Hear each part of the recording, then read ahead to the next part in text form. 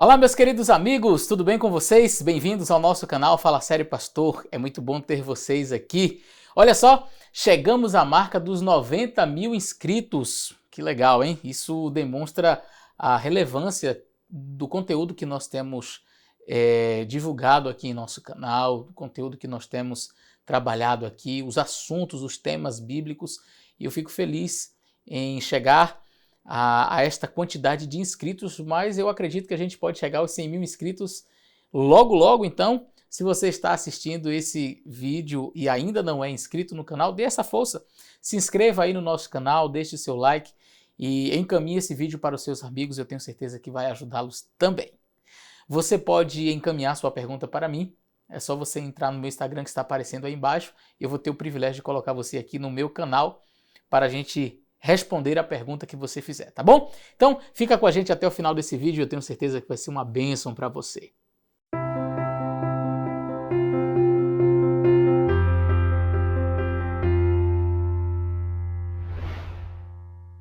Muito bem, meus amigos, hoje nós vamos falar de um tema muito especial, nós vamos falar sobre a Trindade. E se você tem interesse em se aprofundar neste assunto um pouco mais, nós temos aqui no canal uma playlist que trata só desta temática. Então a gente fala sobre o Espírito Santo, sobre a divindade de Jesus, a gente aborda ali a Trindade e os pioneiros adventistas, então você pode entrar nessa playlist e assistir aos vários vídeos que eu já fiz e está aí disponível para você crescer no conhecimento, tá bom?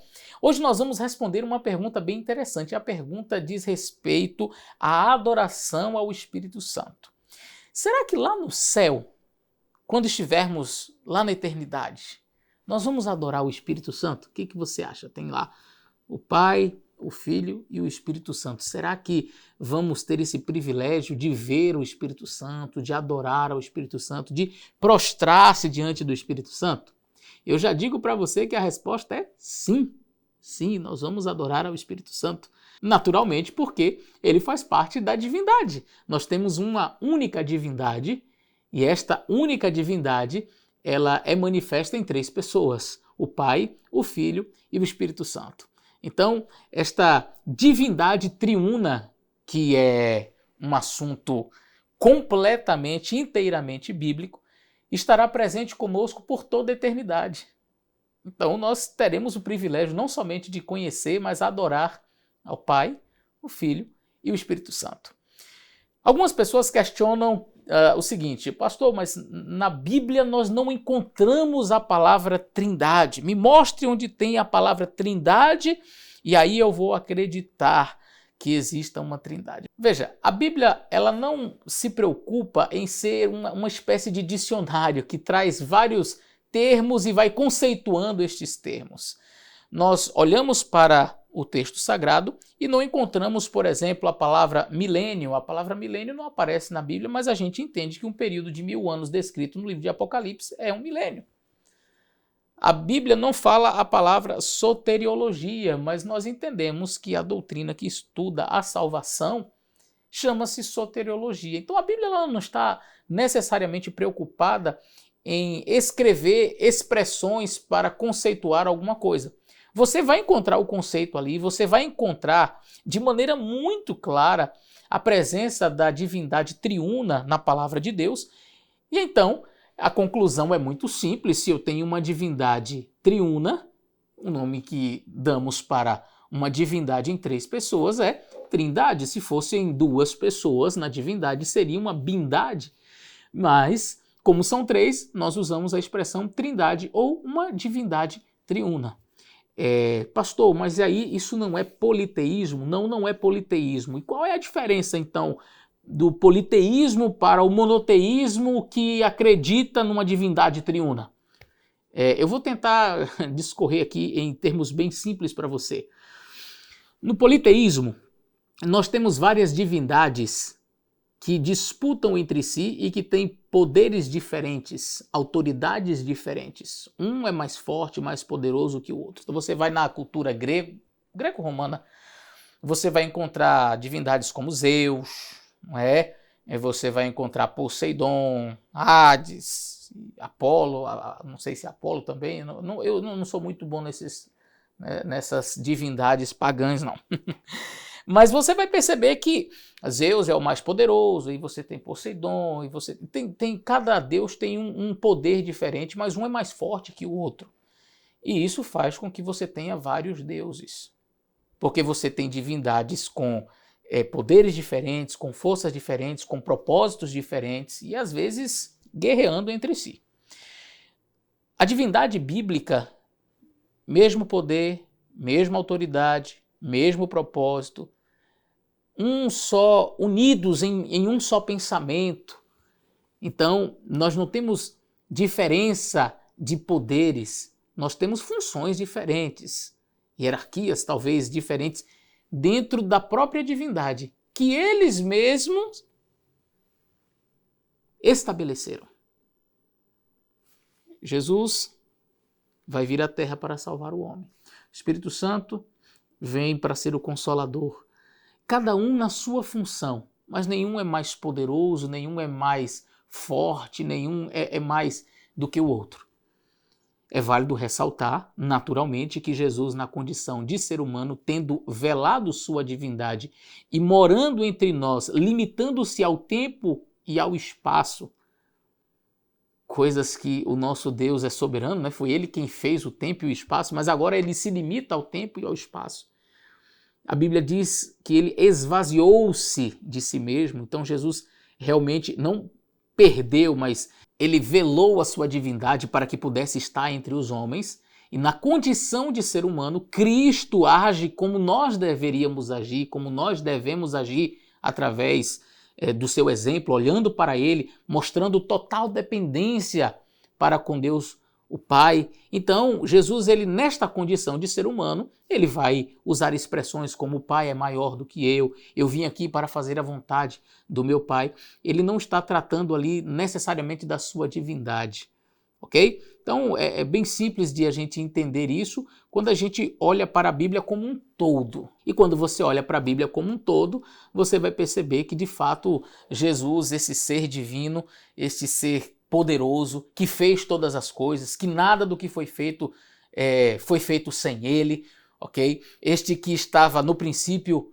ali com Deus e era Deus.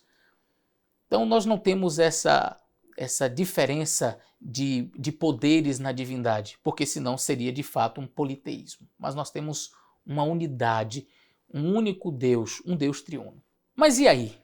A pergunta que foi feita no início, nós vamos adorar ao Espírito Santo lá na eternidade? Será que teremos o privilégio de ver o Espírito Santo, ajoelhar-se diante dele? E eu quero compartilhar com vocês um texto muito precioso daquela que nós consideramos a profetisa do Senhor, Ellen White. E ela disse algo em 1906 que é simplesmente lindo, perfeito em sua profundidade. E eu queria ler esse texto com vocês, e eu queria que você refletisse bastante nestas palavras. Olha o que ela diz. À medida que os santos no reino de Deus são aceitos no amado, eles ouvem: vinde benditos de meu Pai, possuí por herança o reino que vos está preparado desde a fundação do mundo. Então você percebe aqui que ela está descrevendo aquele momento especial quando Deus vai dizer: vinde benditos de meu Pai, venham para a vida eterna, possuí por herança o reino que vos está preparado. E ela continua: e então as harpas de ouro são tocadas, e a música flui por todo o exército celestial. E eles se prostram e adoram o Pai, o Filho e o Espírito Santo. E depois? O que eu vi depois? Um encontra o outro e eles dizem enquanto se abraçam com o rosto brilhando com a glória de Deus: foi você que trouxe a verdade para mim.